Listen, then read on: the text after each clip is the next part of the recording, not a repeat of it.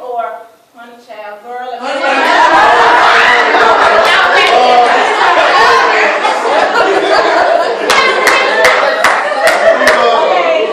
Okay, so for love, can I get some noise? I like that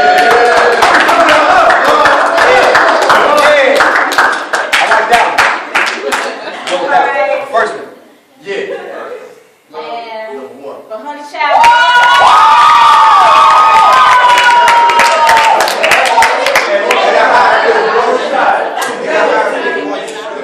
Okay, honey child. Honey child. Honey child. Okay.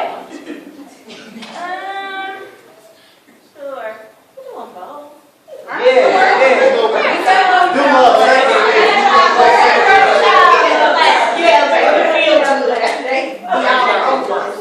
Okay, so the name of this poem for our love poem is going to be called 10 Things I Want to Say to My Crush. Okay. One. I still remember the first night we met. A barrage of suicide bomber butterflies burst forth from my belly like bats out of hell, all racing towards the pearly gate of degree, the heaven of your hello. The first night, I held your smile in my face. You had just a presence like a crooked hand, and a voice as soothing as salvation, too. I've given praise to God. Worship at the altar of your mic stand and converted your standards into sermons that my sanctimonious heart refers back to on worrisome days. 3. I would bend my body around your breast, contort the crevices in your chest in hopes that you hold me like a prayer, or holy like a poem written on loose leaf. If I were a loose leaf, would you catch me? Seems the ground is much harder than it used to be, like a Payne paradise, a foot of a parking lot, and perhaps I started falling because I wanted to feel something concrete. Or when a woman rises up before, her sense of possibility is magnetic, and she is absolutely glorious. 5. That is exactly how I feel every time you stare at me. 6. When I say I want to get to know you intimately, I am not just referring to every inch of your anatomy, but rather, I want to know the secrets that you shed on us, and read the stories etched into your bones like epitaphs written on tombstones. 7. I dreamt you last night, and it was as vivid as if you were right there in the room with me. In fact, you were right there in the womb with me, and after our big bang of a birth, I became a meteor, and you were the planet Earth, green and full of life. So I hurled myself into your surface. See, I just wanted to make the best impression ever, but when the dust settled, I was a million miles away, held hostage by your gravity, but never held by your embrace. And to this day, the man in the moon was an upside-down crescent on his face, because only he knows what it's like to have desire as unrequited as mine. 8. If I said I wanted to erode your body into a billion grains of sand, just to feel you next to my ocean, would you say, sure? Or would you say little more than anything, or everything? And sometimes I find myself thinking of you more than anything and everything, and nothing can permeate the parameters of those ponderings. I mean, it's like you are the Mount Everest of my affection, and I couldn't get over you if I tried. 9. Lord, no grace. 9. I was told that words connect souls quicker than kisses. So I wrote you an anthology of poems that I plan to lick onto your lips until even your someday great-grandchildren will tell tales of our spiritual trysts. 10. If we cannot mistake this simple poem as proof that I am in love with you, this is little more than an artistic infatuation started by a spark that turned allowed to turn into a flame. So, baby, be my match, and I will be your trail of gasoline that leads to a firework factory. That is, unless you are too fearful to find out how explosive we would be.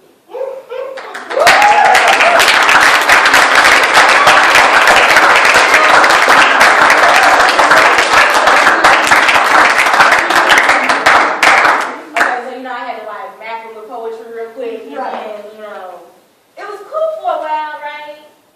But then it wasn't cool no more. So let's go check for the shower, girl. Okay. Break it on down. So after the 10 things I wanted to tell him, I also had to let him know if you act up or slack up. Oh Lord. I do not have a problem finding a backup. That's exactly true. But somehow, somewhere along the lines, I got lost between them.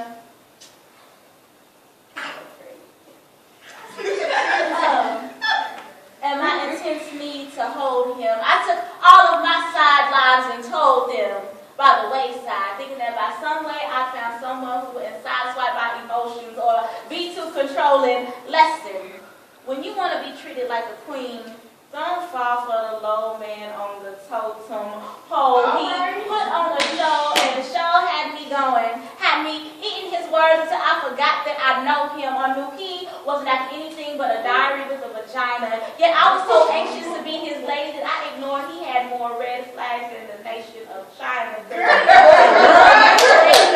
Like a coal miner, had me dreaming of birthing his daughter. Shit, he must have put something in my water to and turn my only concern into holding all of his time like a hoarder, and I tippy-toed on the border of my sanity. I knew he had to be feeling me, but I was just a victim of my vanity. See, in reality, he could care less unless I was trying to get his dick a caress, and who establishing serious relationships through tweets and text messages? Nobody. I was searching for the one, but no, it's not he. He talked about tying the knot, but I guess not with me, because now that is a new she. A new girl. I wonder how long it takes before he gives his last name to her, because I was his alleged wife. You know that. Right. A lot of pain and disrespect touched like a knife, because he wasn't even man enough to tell me it was over, but I know his mind when he holds her, wishing it was me. And I suggest she stays on her A game, because MVP will be the reason why he cheats. Plus his my words pulsating through his mind before they get in the sheets. So keep one eye open when you sleep.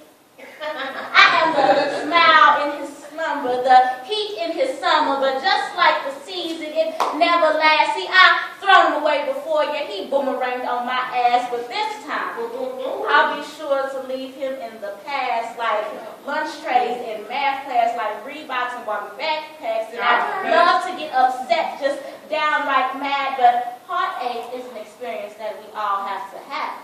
Yes. And though he and I are through, no worries for the next dude. I mean, man, I understand. If it doesn't kill me, it can only make me stronger and give me the chance to hope for a love that'll last longer, to revive my flatline heart like a restart, or provide refuge like restart. And I researched the remedy for love lost and found. Poetry heals all wounds. Thank you so much.